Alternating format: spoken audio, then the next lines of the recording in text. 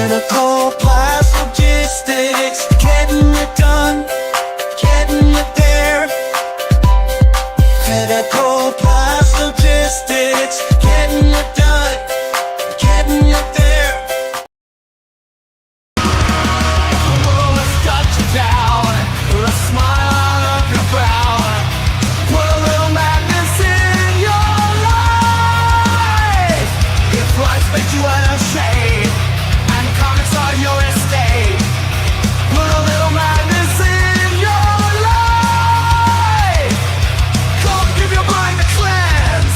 Tune in with pops and friends. Just turn on your Roku box and then put a little madness in your life.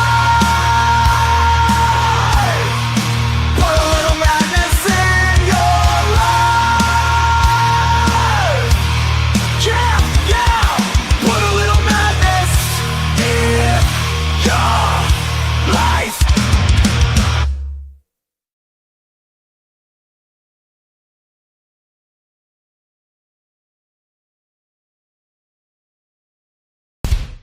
No deed goes unpunished, no evil goes unseen. The eyes of God see right and wrong, there is no in between. So pray that when your work is done, your bloody hands wash clean. Be sure your sins will find you out, no matter how you toil. To hide your eyes, but pride your life to stay free to despoil. But justice will not be denied when you leave this mortal coil. And as don't you throw the seed, you sow off all on barren soil. As don't you throw the seed, you sow off all on barren soil.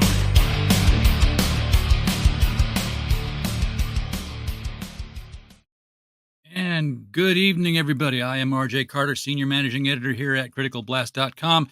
And we have with us tonight Chris Wozniak, if he can stay. I notice you keep doing that. That's what an Apple product will get you.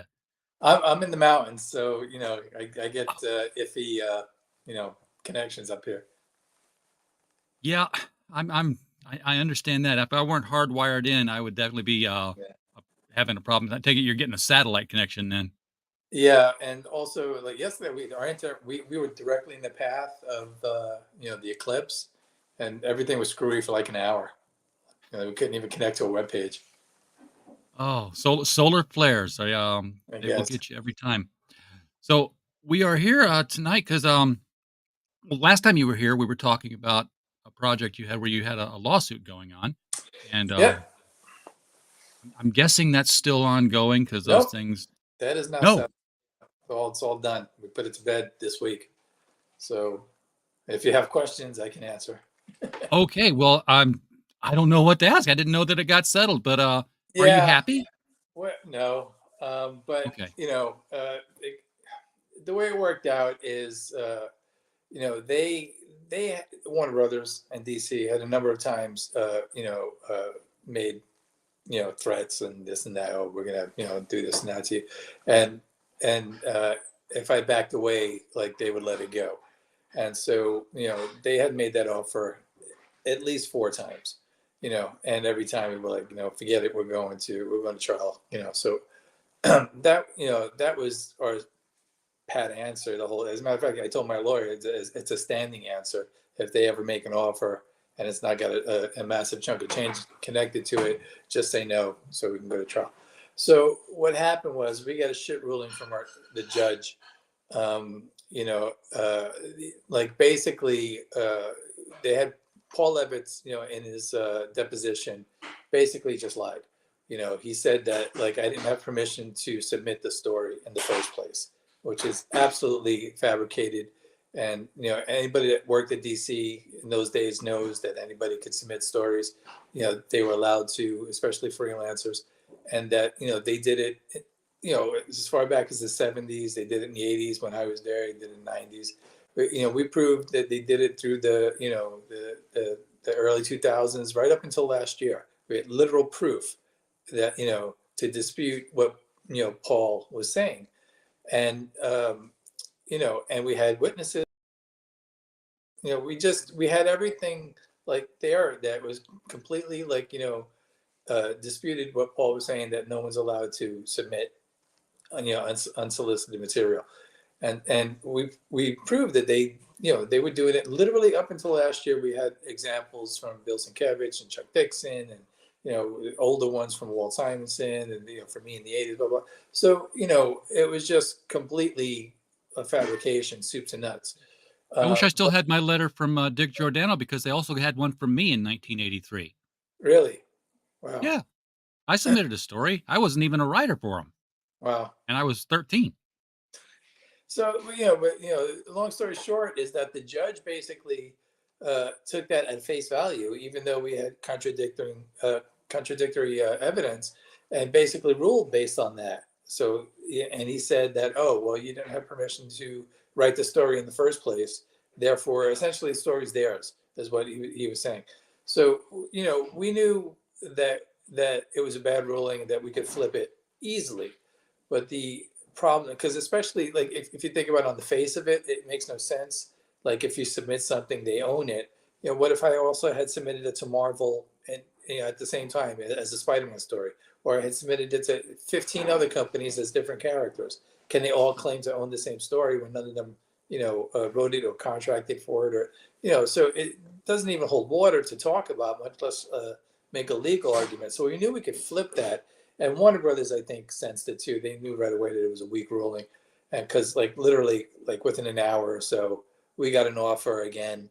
Hey, if you give up your right to appeal, everybody can basically walk away. We'll wash our hands of everything. You go home, we go home, and and like I said, my answer to that was hell no, because like I said, we thought at trial that we had a 75-80% chance of destroying them, because everything we found out the whole time since it started, everything, supported my side of the argument, nothing supported theirs. It was just clear that we were right from the beginning, you know. And we literally found lots of compelling evidence that even Ben Affleck's story was based on my story. So, but the judge wouldn't let us see it. He wouldn't let us see the script. He wouldn't even let us see Matt Reeves' first draft of his screenplay. They gave us a screenplay that had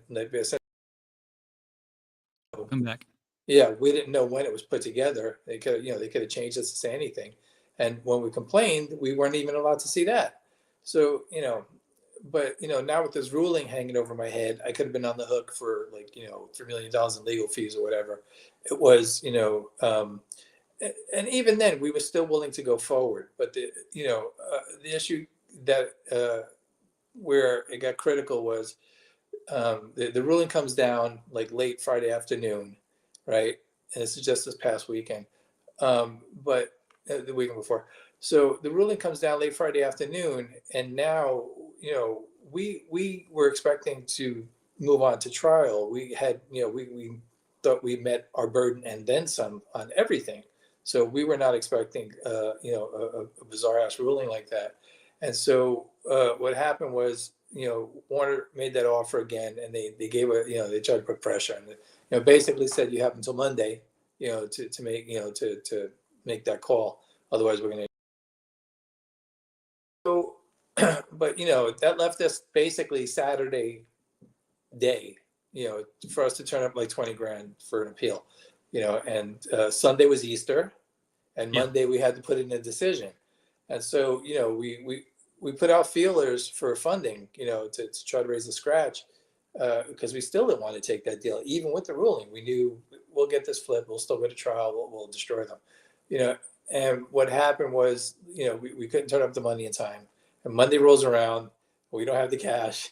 And so we like, we make a counter offer to bluff, to try to squeeze a couple extra days out. And we did it twice. We did it like Monday and Tuesday, and I think they knew what we were doing, and they got kind of pissed off, and it got to the point where my lawyer was like, "You got to make a call here. We gotta give up, or you're going to take that risk that we don't raise the money, and then you could be on the hook." So I made the call. I have a house, I have a family, so and the deal was okay. Everyone go home, and make believe it didn't happen, essentially. So that's what happened.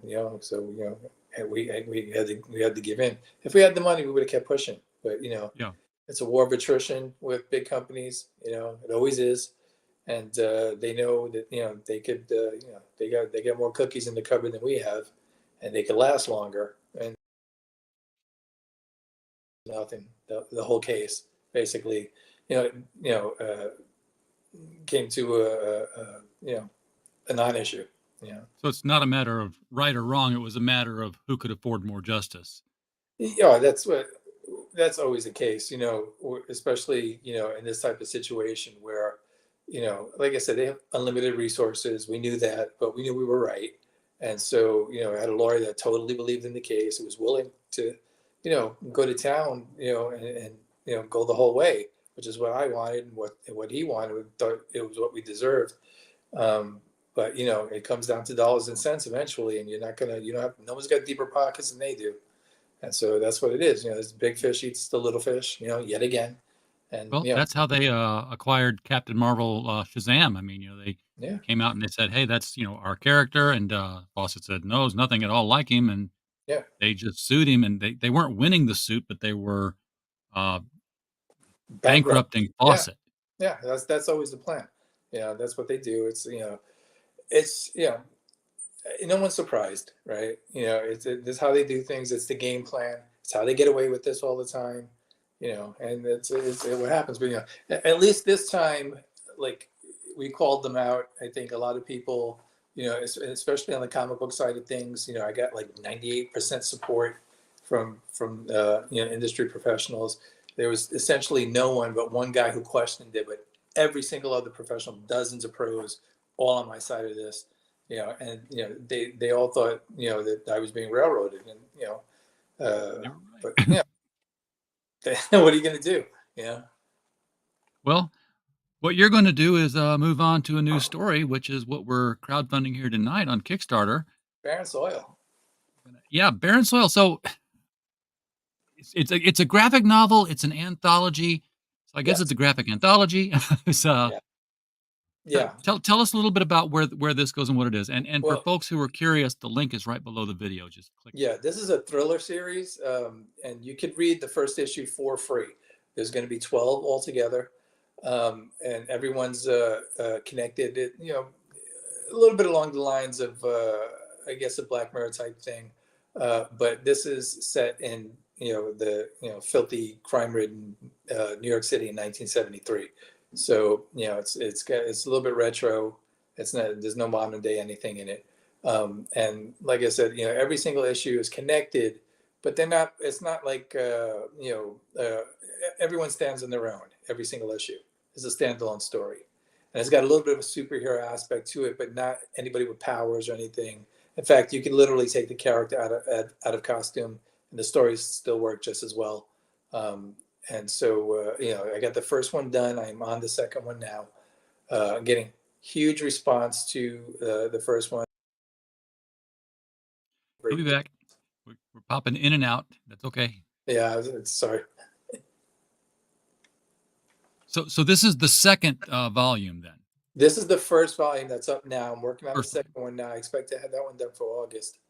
And I mean, if you want to play a trailer, it's only 1 minute. If you want to take a look at it, or you got it right there. Run here.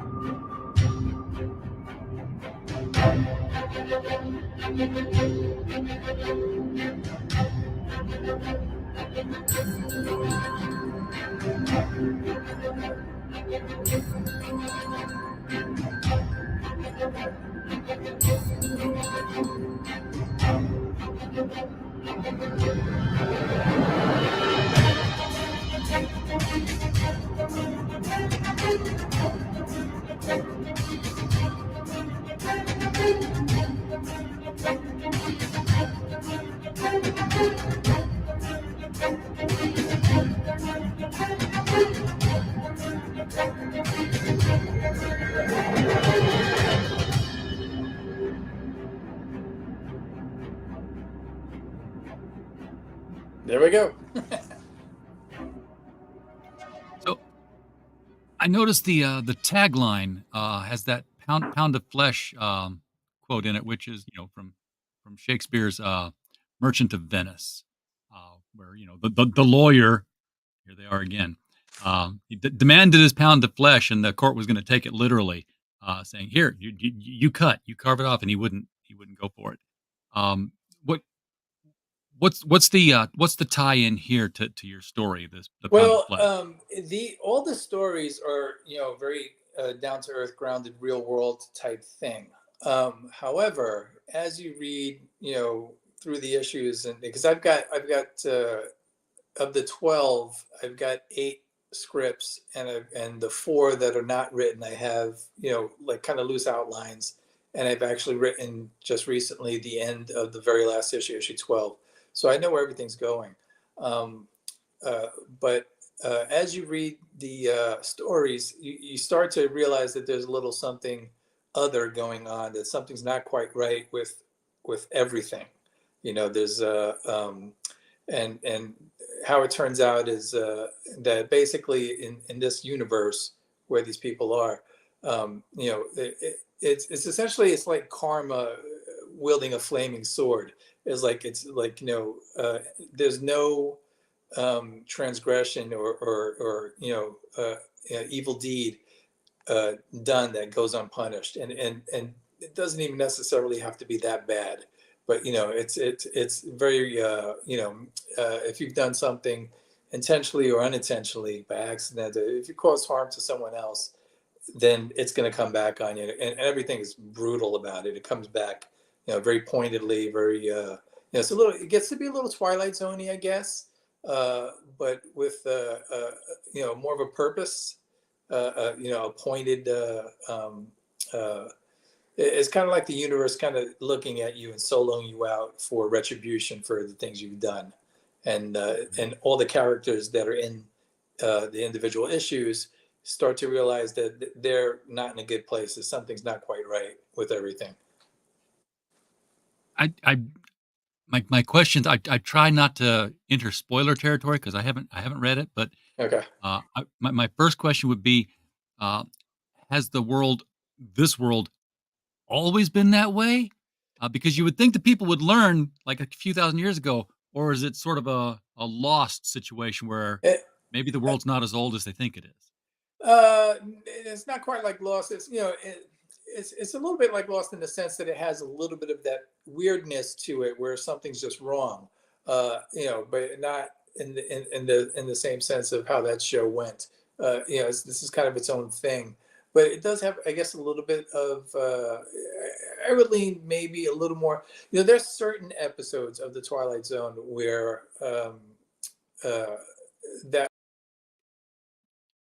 more a little more cosmic in the turn of events. You know what I mean? It just seemed that, like, fate has intervened and into how things are going, and pushed it in another direction. And that's a little more what's happening in Barren Soil. All in a very, very dark way. Every issue is a thriller. Every issue has, like, the big payoff at the end, and they're all kind of interconnected. You know, um, they're all in the same world, same universe. There's overlap from the stories, but it's not necessarily a linear thing from episode, issue to issue. You know, the only when we get to issue 10, 11, and 12, that's the only three-parter. All the other issues are standalone issues. Yeah. Now it's 12 issues, but this crowdfunder here is this the It's collected the first volume? one, and but basically, if you want to get on, it's up on Kickstarter and Indiegogo, and also Luke's Fund My Comic.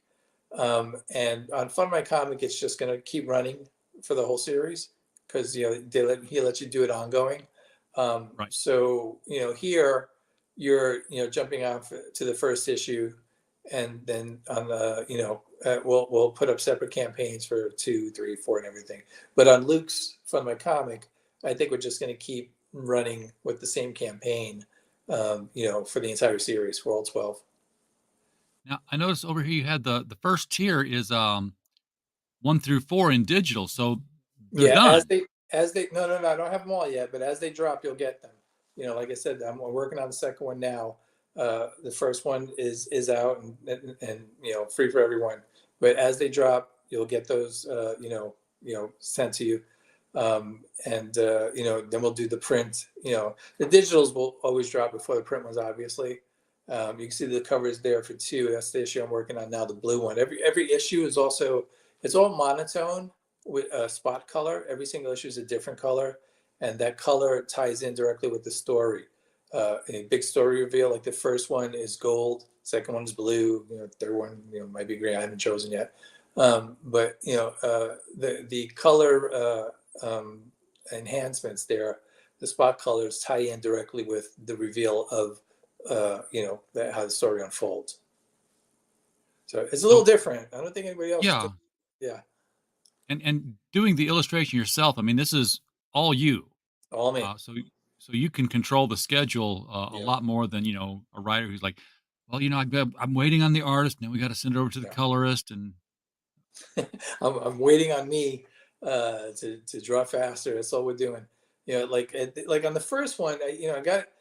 This is a new style for me. If you look at it, I had to create something that was appropriate for the stories, because they are very dark. And so this is what I came up with. It's very kind of Mazzucchelli a little bit. It filtered through my hands, but Toth type thing. A simplified, darker type of storytelling. And and on the first one, I wasn't even sure it was going to work. I was just like, I knew I had good stories. I thought I had great stories, and I was like, well, I got to get an art style that's going to pair with this. And so I came up with this, and after it was done, I was a little hesitant to show it to people because I didn't know what they were going to think. But everybody seems to love the art, and so I'm happy with that, because that was what I was most worried about. It was like, oh, maybe they won't like the art, and they'll won't read the stories. But everybody's like, oh, the art's great. And now I'm like, no, read the stories. It's all about the stories. Yeah. And so, everybody seems to dig the art. Like Dan Panosian thought it looked good. I mean, you can't ask more than that. I agree. I was just getting ready to read his quote there. Yeah. And this is, of course, clearly a superhero story in this issue. Yeah, but they don't have to be. The superhero element is not like, it's not like anybody flies or anything. It's a guy in a costume. He doesn't have. But like I said, if I wanted to, I could take him out of costume. The stories all work the same. But I like the visual. I think it provides a little more power and impact.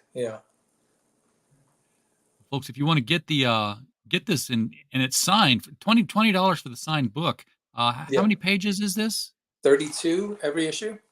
Yeah, that's a decent size for a crowdfunded book for that price. And wow, there it is. It's, you get the book, it's going to be signed, or you get a poster, or you get a sketch.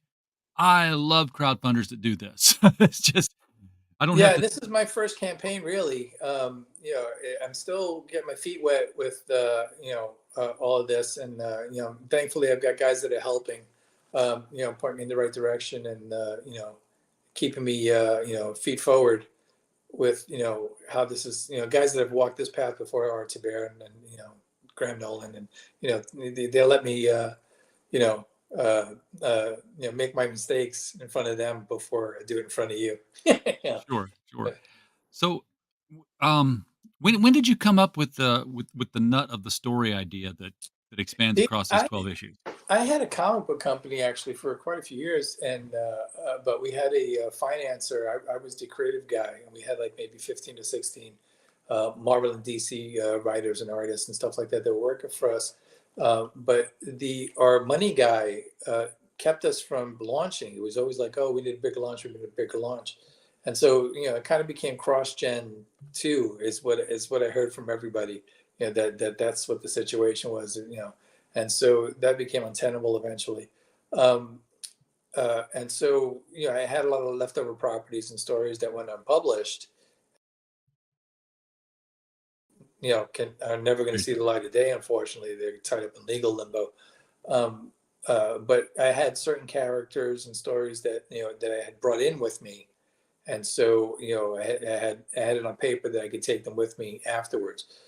So I've got stories and things lying around, and and my tendency when I write is to I either write very, very dark stuff or I write ridiculous like South Park, fucked up humor. I do one or the other. I do dark epics, or I do stuff that's You just a can do ride. both. It works Yeah, well. I just that's where my mind is. It's pretty extreme. I'll do one or the other, and so I had quite a few like dark stories lying around, and I thought if I was going to do something, I had a lot of stories I liked, and I just kind of sifted through them, and this was one of them, and I thought I'd put a hero in it, and so the character that you see there, his name is Mourner, and he's and he, though in the actual series nobody refers to him by name. That's just the name that I have for him because it's a character I created in high school that's sitting around for 1,000 years, and I brought him back to life and just did a modern take on him and stuck him in there. So it's kind of a kick. I just literally today got my first piece of fan art, with this character. So that was wild. Somebody else drew my character. It was like, that's a trip for me because I just launched the campaigns and everything. So the idea that somebody liked it enough, to invest their time in it and everything, it was pretty neat. But like I said, the characters from high school, I just gave them I dusted them off and gave them a modern reinterpretation, and so that's what that is, and I'm having a lot of fun with it. The reason I ask when you come up with it is because you've had a lot on your mind the past year, and I didn't know if you had written it before, like you said, was it one of your drawer stories from there? Because I Some wouldn't have been are. able to focus to write something while dealing with a massive Yeah, I mean legal that battle. was a pain in the ass and it was time consuming for sure. But some of these stories, I have a tendency to have a lot of things in the pipe, that I could pull out and brush off and finish and run with. I've got probably 20, 25 properties, lying around, but some, they're not all appropriate for this. I've got children properties and stuff that we've done at the other company. And so for this, I kind of went through the darker stories, the thrillers and the stuff that had the proper atmosphere to it. And I started to see that if I just swapped out a character here and there, that I could just connect these all and run it through into like basically one season of a television show or something, which is how I wound up at 12, because that's how many stories I had, as outlines that were appropriately fit. And so it was it didn't take too much to make them work, and all of a sudden I had a vision for this anthology series, and and on the first one you have an idea, and you want to you gotta, it's like chiseling, you gotta chip away at it until it begins to take shape, and on the first one it was kind of like that, but by the time I got to the end of it, I think I had the style down, and I had the look that would seem to be working and everything, and and then after the first one I went and I started massaging the rest of the stories to make sure that they would all marry together into one big event, 12-issue thing, and one, especially after I wrote the ending for the last issue, I was so impressed with myself. I was like, I couldn't believe that that just happens in the middle of the night. You're up, coming up with ideas, making notes, writing things down, and I came up with the ending for the entire series, and I was up for 2 hours afterwards, going, I can't believe I just came up with that. So now I've got I'm very, very focused on hitting that. I want to get to that scene. I want to get to the closing of the 12th issue. And so I've gotten, very hyper focused now on, putting this all together, making this whole little opus happen. So that's where my head's at right now. I can't turn it off. Yeah. So So everything being you, writing, drawing, the whole nine yards, working for the mainstream and putting out books that way. It's not this way anymore now, but it used to be. You read the book that you liked, and then next month you came back, you got the next chapter. yeah, Uh, well, that's when what's there's it six going to or eight take guys to working be on able to it. do that? Yeah. Well, I mean, I can't produce it quite as fast as, a team, of guys at Marvel and DC. However, knowing the workload was going to be, quite a bit, is, essentially why I came up with this style, a simplified style, you know, um, uh, something that I could produce quicker, and I don't see the point of drawing every shoelace and every seam and every costume. I don't know, you know, I don't think that helps the reading experience at all, you know. And as far as coloring goes, I'm doing it in flats, as you can see. I think it Yeah. reads better. There's no waiting for colorists to, over render everything. So it took a very streamlined, simplified approach. It's just storytelling. If you look at that panel right there, it sets the mood, it tells the story. Then I move on. That's it. I'm not going to sit there and draw every little hair and I'm here to tell stories. I got a bunch of stories I want to get out. I think they're great stories. And if it doesn't serve the story, I'm not doing it, you know. And again, that's the cover for issue 2, but I'm not doing variant covers. Like the cover I designed is the cover that fits the story. It's one cover for each book. It's the cover I imagined it to have, and so that's the cover it's going to be. So we're not doing variants or anything. We're just doing storytelling. So it's going to be very straightforward, no frills, very dark, good stories, and everything's got to serve the story. Otherwise, it's been cut out, because I don't have time for it. Okay. So with that simplified approach, what will you, without committing to it, what would you estimate your cycle of issue to issue to be?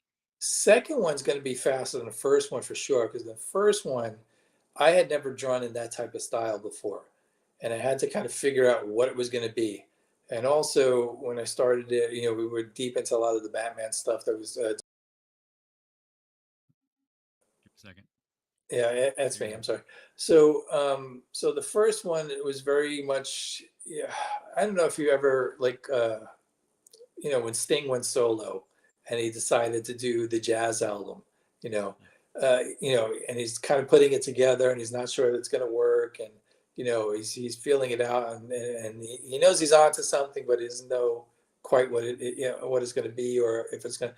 And then once it's done and he puts it out and that everyone's accepted it, now all of a sudden he knows that it works. He knows he's onto something now he knows he had the right idea, and it's his second album that is the masterpiece because now he's got the confidence. Hey, I'm not crazy. This works. People like this, and so that's kind of where I'm at now. I'm just, the first one's gone out and around, and it's getting really really nice reviews and very complimentary reviews. I'm very happy about that. But now I know that what I'm doing is functional. This is something that works. This is something that I can do, and so now I know the rest of it's going to do well. So what I need to do now is just sit down and just make the second issue better than the first, third issue better than the second. I just got to grind away and Yeah. just make them better and better and better. Until I So get with something. crowdfunding, uh, people get a book and they enjoy the book and they're ready for the next book and they come back 2 years later to get No, the next we're not going to be anywhere near that. Literally, I on the first one, I'm going to ship the print issue in September because my goalpost is to have the second issue done before August. This way, that gives me, finished comic in my hand to launch as soon as the first campaign is done, and also it gives me time to send it out to guys to get feedback from other professionals and stuff like that. And then as soon as ties up and ships and everything, as soon as that's done, the second one goes up with a finished book again. So my goal is to finish the books one right on top of the other. So it's not, starting out, I should get 4 done a year, but I think we can get faster. 4 a year would be a milestone for a crowdfunded product. I mean, Really, I no, look at Miskatonic High, and they do pretty well. They've done like about 3 a year, 4 a year. I don't know if they've actually hit 1 every 3 months like that, but they're doing well. well, I mean, I think you should be able to do. I mean, it's complicated for sure, Um, but also a lot of guys are taking on, big product, 100-page books, with, 7 guys working on it, and backup stories and extra covers. And I'm doing one 32-page comic every single time. It's the same, there's variations in the tone, style, same style for every issue. I'm not bringing any guest inkers or guest artists or anything. So it's I know what I'm doing, and I have it down now. And now I just need to do it. And being as I have the stories, for the whole all 12 laid out, like I said, I've got 8 stories, and the 4 that are not fully written, there are loose outlines for those. So I know what it's got to pass through. you know, I should have that all sorted out. I've got a document where every time an idea comes to me as I'm drawing or whatever, and a story idea comes up or a scene or something, I jump in and I add it to the bigger document. And that's the overall thing for all 12 issues, to make sure that all ties, it's all married together and holds together as one big, you could look at it like a season of a show, it's that type of thing. Sure. So you've got it on Kickstarter, and Mhm. you've also got it here on Indiegogo, you mentioned, and also over on Yeah, Fund My Comic. Haven't pulled and that one fine. up yet. Yeah. Because I was going to ask, it's with Kickstarter, obviously it's an all or nothing. So I wanted to go see what you had on Indiegogo, which is the flex goal, which means you're distributing this book whether it hits the goal or not, right? Yeah, I believe so. Yeah, I don't see there's going to be an issue with that. Um, uh, I think we just hit like 700 something bucks on Kickstarter. We got 45 days to Yeah. go there. Oh yeah, Yeah. plenty of time. Yeah, and the book is done already. Like I said, so it would just be a matter of printing. Yeah, and you've And got already 150 on Fund My Comic. Indiegogo is the one that's kind of holding yeah, back at 117, but you just kicked off all of them. So, yeah. So um, we need to make. why all 3 platforms at once? It seems like you're splitting your audience. This is my first time doing it, and I thought, Okay. just I'm going to feel it out, see how it goes, and I mean, ultimately, I think Luke's platform is, Fund My Comic. I think he's got the right idea, and he's trustworthy, and has the best intentions for this type of thing. I think ultimately, it'd be nice if he took away everyone's comic book crowdfunding business and moved Yes. over there. It would be a good place for people, but it's going to take time. He's got to build it, and but right now, because again, this is my first time launching a campaign. I'm just feeling it out. I want to make my mistakes, early, so they don't become often. So, Yeah. that's where I'm at. Typically, the path has always been Kickstarter and then roll it over to Indiegogo, Mm. and then there's some path where you can actually take the Kickstarter money and dump it into Indiegogo as soon as you launch. So it's like, funded, and then then all the bots pick up and say, oh, look, it funded in like 12 seconds. Oh, really? Everyone must Yeah, want this, and I'm they not hip start to all promoting those it. tricks yet. The Yeah, I'm not either, but yeah, I just know about them. I haven't tried them. yeah, Wouldn't. Um, Said, and it's I'm going to copy the links here for everybody because you know people have a favorite. There's the link going in here for Fund My Comic. I'm putting it into the chat, yeah. and I will highlight the chat for those who are watching us on X because now that's apparently a thing you can do. Yeah. The And in market fact, will we're guide getting me where they want it. I presume. They'll yeah, teach me. Yeah, and there is the link for the Indiegogo. So folks who are watching on X, just pause the video and get it there. If you wanted to get it from Kickstarter, there is the link to the Kickstarter. All roads lead to Rome. So pick your poison and get this book. I try not to say it's a cheap book. It's an inexpensive book for a crowdfunder, and it's. I noticed the recurring theme in the 2 covers of this crow, and when you yeah. when you talk about retribution, karma, and you throw a crow in there, you really go back to James O'Barr's revenge tale. Was there any what's the purpose of the crow, or maybe it's a raven or a rook? I don't know. It's a Raven.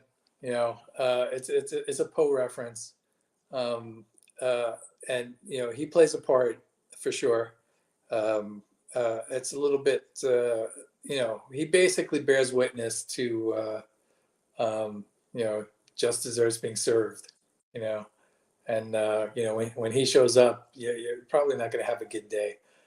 He's he's the arbiter of sorry. He's like he's he's the witness. He's not the universe. The Barren universe itself is basically, you could think of it as karma wielding a flaming sword. It's everything coming home to roost and then decapitating you or something. But it's a very, very harsh universe to be in, as everyone learns, sooner rather than later.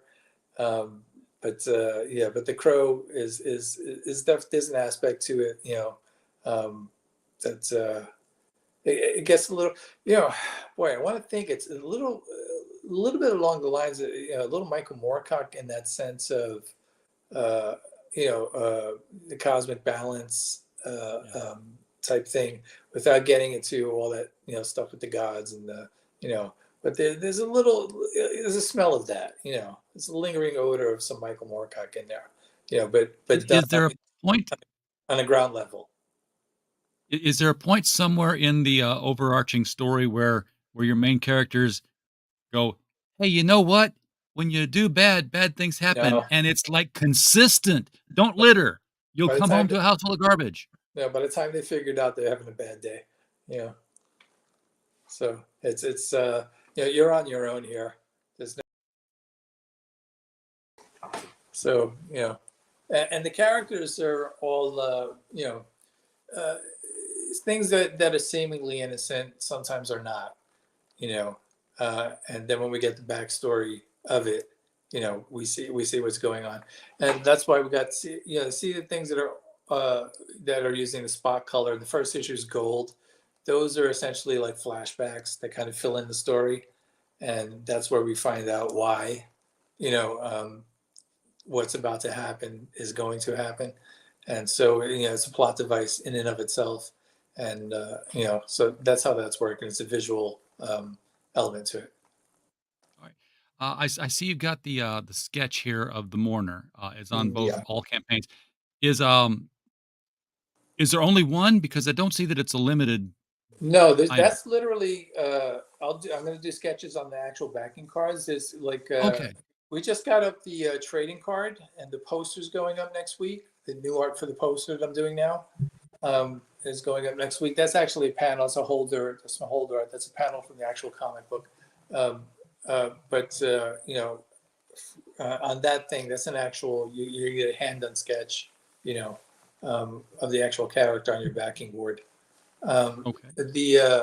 The poster art is something I'm doing now, and in the update that just went up a day or two ago, we got the trading card that everyone's getting free with the first issue, and it's kind of vintage 1973 inspired type of card, because that's the time period we're working in here. All right. Well, we're getting close to the top of the hour here, and I know you kept popping in and out there, so I'm not going to keep you much longer. Well, you can't help it. You do pop back in quickly enough, though, so that's I don't have to kill dead air time. All I can say is that this looks really intriguing. This is one that I'm going to add to my collection. I just have to figure out which path I'm going to go through, and I would definitely then encourage other people to do the same. Click the link below. I will add the other 2 links in case you want to make choices. And yes, as we wrap up, jump over to the mic stand and catch the niche news of the day over at Mike Walter's channel. Do give that a like and subscribe. Chris, hang on after the show. I want to ask you a couple of questions off the air about your project here. But other than that, thank you for coming on and sharing this with us. I appreciate it. It's a very intriguing concept. And folks in the chat, thank you guys for being here. We don't have a show without you. We're just, I'm just a podcast falling in the woods otherwise. So we're glad you're here. And while you were here, we just hope you had a blast. Good night, everybody.